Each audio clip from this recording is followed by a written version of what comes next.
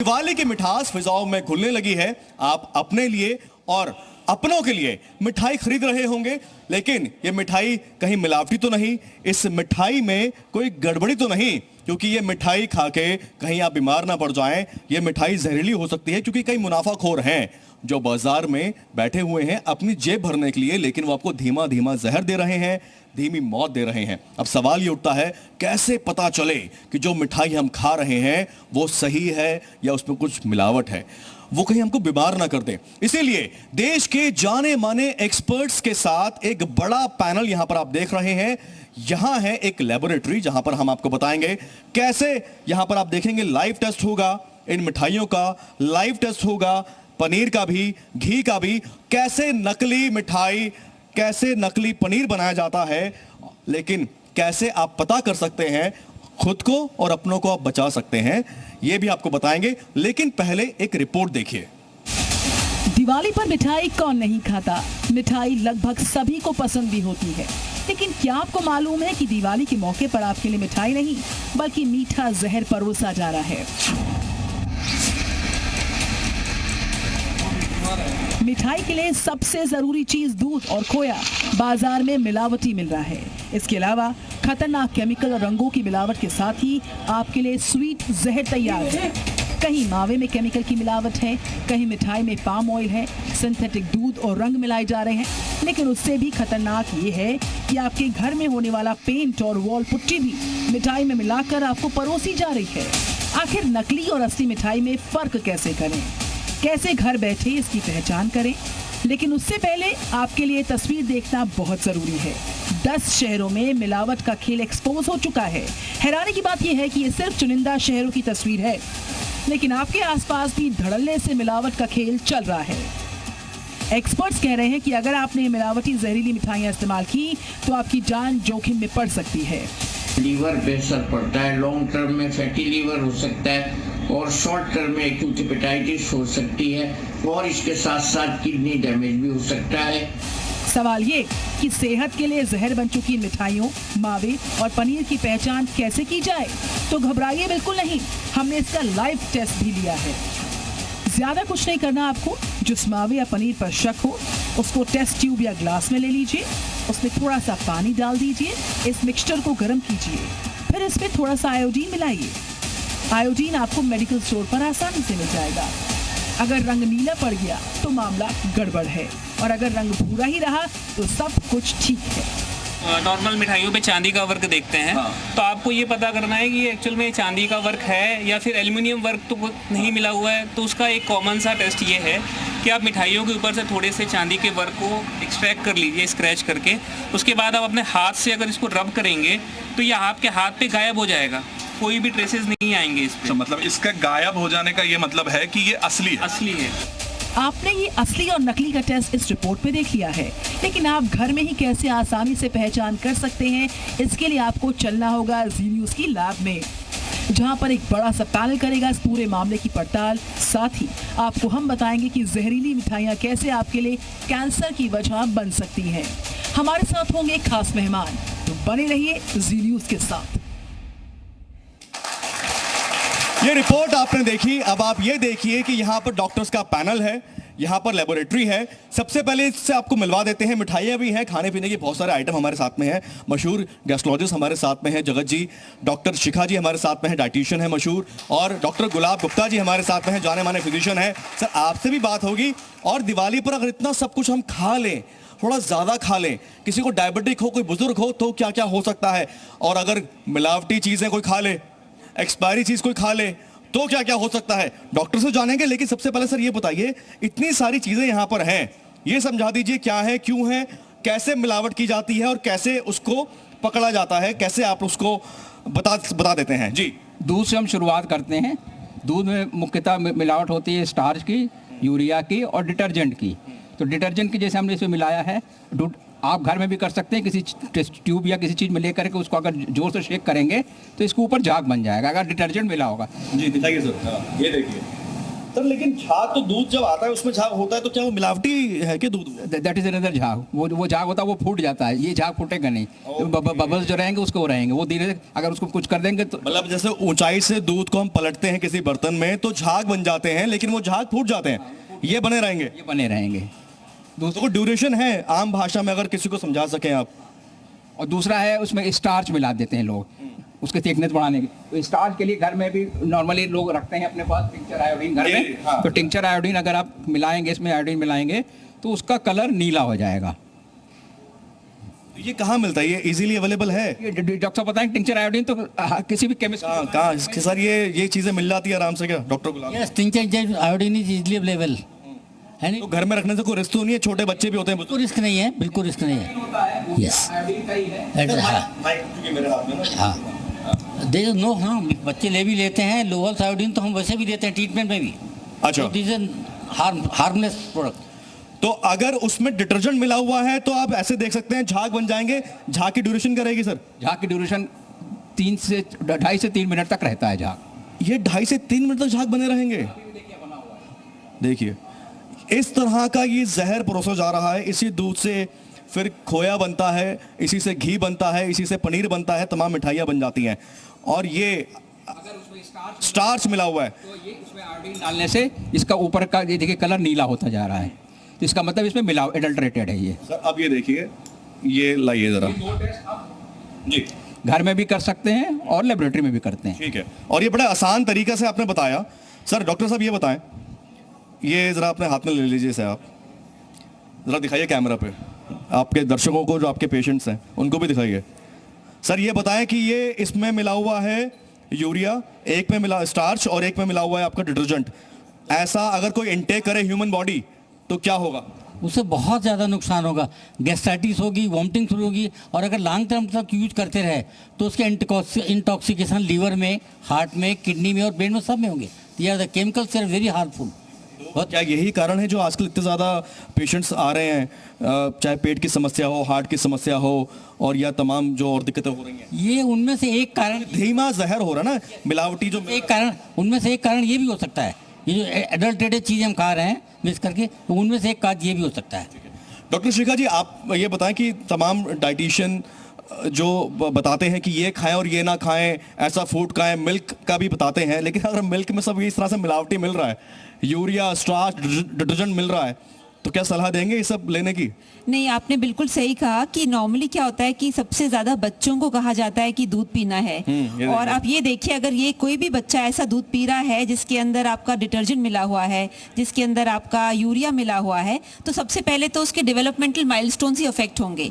उसकी जो जैसे मेमोरी है वो इफेक्ट होगा, उसकी ग्रोथ अफेक्ट होगी, उसको जैसे एलर्जीज ज्यादा होंगी, उसके बिहेवियर में चेंज होगा, अटेंशन डेफिसिट डिसऑर्डर होगा, उसके नर्वस सिस्टम, उसके मस्तिष्क होगा, बहुत चिड़चिड़ापन तो होगा ही, साथ में उसको स्कूल में चीजें समझ नहीं आएगी, उसकी मेमोरी पे इम्पैक्ट होगा। ये जो धीमा जहर हम लोग जाने अनजाने में खा रहे हैं, पैसा तो पूरा दे रहे हैं जी।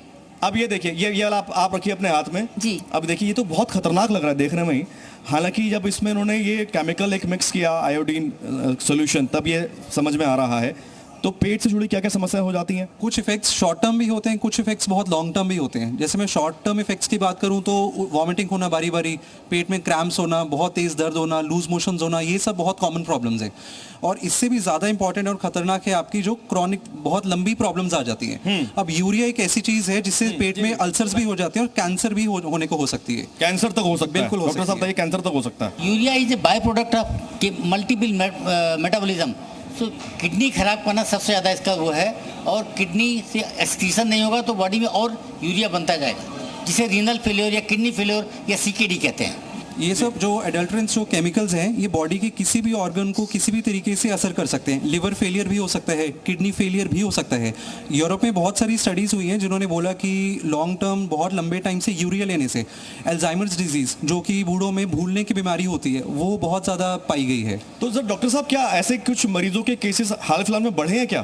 क्या ये कारण ये हो सकता है? ये जो मेरे हाथ में मिलावटी दूध आप देख रहे हैं, क्या ये वो कारण हो सकता है? किस तरह के मरीजों की संख्या में इजाफा हुआ है? बिल्कुल बिल्कुल, ये हो सकता है। आजकल बहुत सारे बच्चे इस तरह के आते हैं और हम पेरेंट्स ज़्यादा से जोड़ देते हैं, नहीं दूध पियो, दूध ही सब कुछ है, दूध के बिना कुछ नहीं है। कैलोरीज इंटेक का तो बिल्कुल ध्यान नहीं, दूध पिए, बच्चे ने दूध पी लिया तो माँ बाप खुश, बट उन्हें ये नहीं पता कि बच्चे को कितना जहर पिला दिया। जितने लोग यहाँ बैठे हैं मैं उनसे पूछना चाहूंगा, आप लोग दूध पीते हैं? अगर ऐसा मिलावटी दूध आप पी रहे हैं, क्या मन में सवाल उठता है? टेस्ट करेंगे घर जाके? टेस्ट करना सीख लिया आपने? सीख लिया?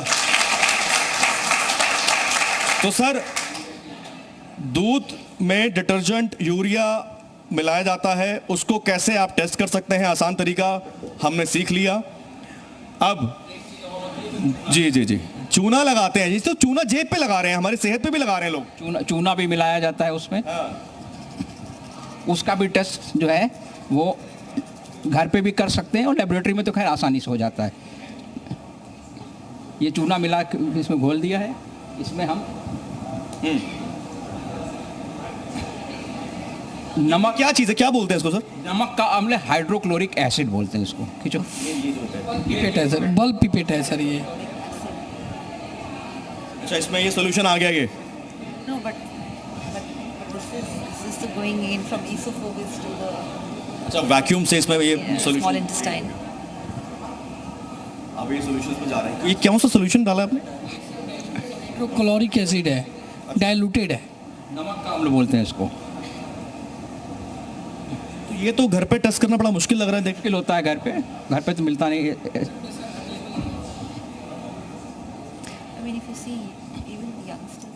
तो यानी चूना अगर दूध में मिलाया गया है तो घर में उसको टेस्ट करना बड़ा मुश्किल है। हाँ, ये लेबोरेटरी, इसमें देखिए कितनी तेजी से झाग निकल रही है। बहुत तेज झाग निकले हैं, ये तो देख के बहुत खतरनाक सा लग रहा है। ये अगर ये झाग अगर जाए किसी के शरीर में, तो सबसे पहले मैं जानना चाहूँगा गैस्ट्रोलॉजिस्ट से, जो पेट रोग विशेषज्ञ डॉक्टर हैं, ये देखिए झाग कितना खतरनाक लग रहा है। ये अगर जाए किसी के पेट में तो क्या होगा? फर्स्टली रेगुलर अगर वो यही दूध पी रहा है, फर्स्टली जैसे मैंने बोला, इंडाइजेशन तो होगा ही। बहुत सारे आजकल देखिए जो लैक्टोज इंटॉलरेंस नाम का टर्म है जो यूज़ करते थे, वो इनिशियली होता था 60 साल के ऊपर के लोग जिनको दूध डाइजेस्ट नहीं होता था, दूध पीने के बाद उनको लूज मोशंस एंड पेट में दर्द। बट मैं अपनी मेडिकल प्रैक्टिस में देख रहा हूँ बहुत सारे यंग लोग आजकल बोलते हैं कि मैं दूध पी रहा हूँ, मुझे डाइजेस्ट नहीं हो रहा, वॉमिटिंग आ रही है, पेट में दर्द हो रहा है। सो यही मोस्ट लाइकली रीजन है। सुना होगा दूध पी रहे हैं लोगों को डाइजेस्ट नहीं हो रहा, किसके से अपना हाथ रेस करके बताएं जरा। अरे तो बहुत लोग हैं ऐसे। जी, आप कुछ कहना चाह रहे थे? हाँ बताइए। ये मैं जानना चाहूँगा कि कितना व्यवहारिक है ये, क्या हम अपने जीवन में इस तरह की चीज़ें टेस्ट कर पाएंगे कि नहीं? व्यवहारिक, बिल्कुल सही बात है। व्यवहारिक सर, ये आसान है, व्यवहारिक है इस तरह से टेस्टिंग कर लेना, या थोड़ा बस अभी टीवी पे आप बता के चले जाएंगे, टेस्ट करना मुश्किल हो जाएगा घर पे लोगों के लिए? आप अगर चाहते हैं कि भाई आप स्वस्थ रहें तो इस तरह के एडल्ट्रेंट्स को आपसे बचना है, तो इसके लिए आपको थोड़ी सी तो मेहनत करनी पड़ेगी। ऐसा तो नहीं है आप बाजार में जो भी मिल जाएगा आप उसको लेके खा लें। आप भी तो पहले उसकी गुणवत्ता की जांच करेंगे। कोई भी चीज़ थोड़ा एफर्ट डालना पड़ेगा, थोड़ा एफर्ट ज़रूरी है। सिलेक्ट आउट करते हैं तो उसमें आपको देखते हैं चीज़ें ना। वैसे दूध के केस खाद्य पदार्थ में तो खास तौर से आपको अपने को अवेयर करना। ठीक है, चलिए सर, ये लीजिए। अब इसमें एक मसला बस ये था कि इसको घर पे इसको टेस्ट करना मुश्किल है। हालांकि जो देखिए, तो ये 3 नलियां आप देख रहे हैं यहाँ पर, ये इसको घर पे टेस्ट करना मुश्किल है, लेकिन ये तो उन्होंने टेस्टिंग आपको बता दी। तो ये कर सकते हैं कि जो नियर बाय लैब हो वहाँ पे आप रेगुलर जहाँ से आप अपना सामान अगर ख़रीदते हैं तो ये आप करवा लें, तो आप तसल्ली रहेगी कम से कम कि आप सही चीज़ ले रहे हैं। सर आप बताएं कि अगला हम क्या टेस्ट कर रहे हैं? दूध से खोया बनता है, पनीर बनता है और घी बनती है। तो खोया को आप फिजिकल टेस्ट करने के लिए आप नॉर्मल आप अगर हाथ पे लेंगे तो थोड़ा सा अगर आप रगड़ेंगे तो खोया ऑयली होता है थोड़ा सा, तो अगर करेंगे तो आपको चिकना चिकना सा लगेगा। खोया का ब्रिटल भी होता है, कहते हैं ना रवादार खोया, और खोया की अलग सी स्मेल होती है। जो कढ़ाई में रख करके करते हैं उसको आप सूंघेगा तो खोए की अलग सी स्मेल होती है। 3 चीज़ें हैं। खोए का कलर जो होता है वो वाइट से लेकर हल्का सा येलोइश होता है अगर उसमें कोई मिलावट नहीं है तो। और ये तो मिठाई बन गई है, अदरवाइज प्योर खोआ लगा लेंगे तो आप अगर ऐसे करेंगे तो हाथ में ये मिलावटी मिठाई की बर्फी है इसका मतलब? नहीं, चिकनाई आती है, चिकनाई तो आई है ना इसमें। अच्छा। ये चिकनाई भी आ जाती है और थोड़ा सा ब्रिटल होता है ये जो प्योर खोया होता है वो।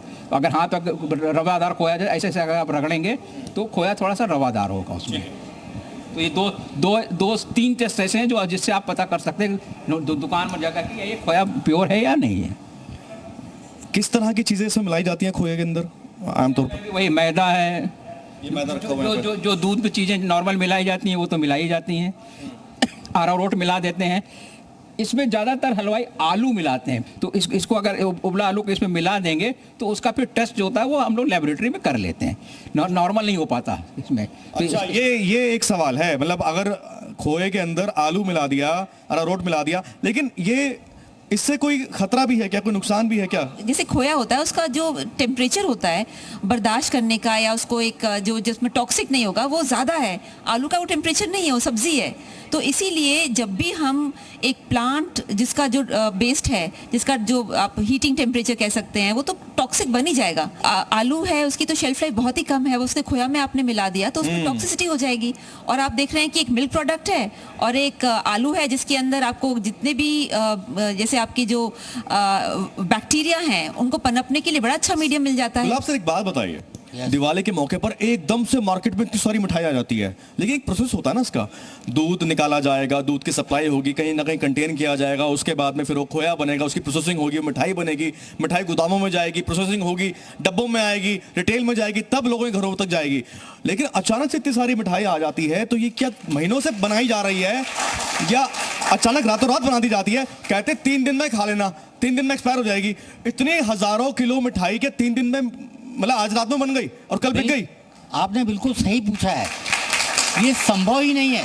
संभव नहीं है, ये संभव ही नहीं। इतनी ज़्यादा मांग बढ़ जाती है, डिमांड बढ़ जाती है, जो सप्लाई कर ही नहीं सकते। उसके लिए पहले से स्टोर करते हैं, ट्रांसपोर्ट करते हैं, प्रिजर्व करते हैं।